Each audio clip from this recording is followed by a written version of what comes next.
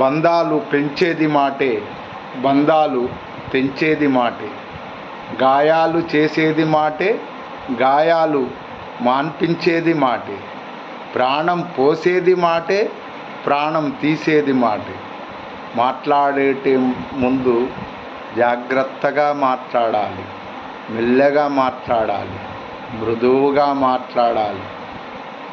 అందుకే ఎవరినైనా పెద్దల్ని గౌరవిస్తూ మర్యాదగా మాట్లాడితే వారు చాలా సంతోషిస్తారు.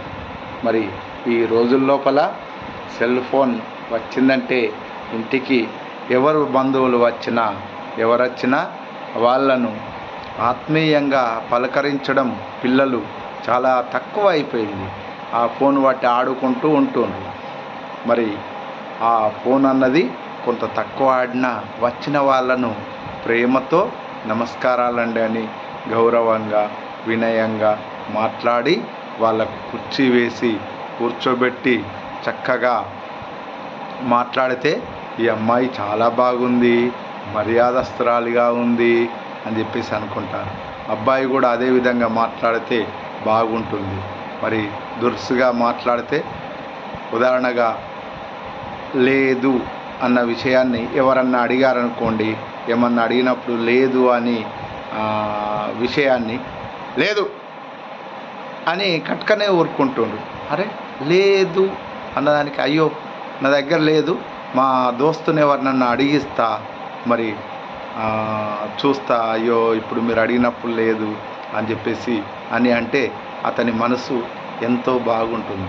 కానీ చివుక్కుమనిపించేలాగా మాట్లాడకూడదు.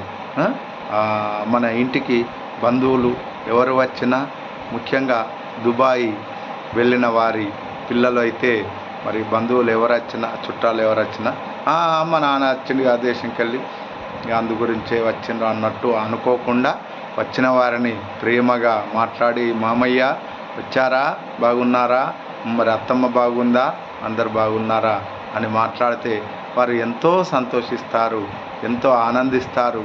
ఈ చదువు అన్నది చాలా మరి విలువలతోటి చదువుతున్నాడు, మంచి సంస్కారం ఉంది వీళ్ళకు అని చెప్పేసి అనుకుంటారు.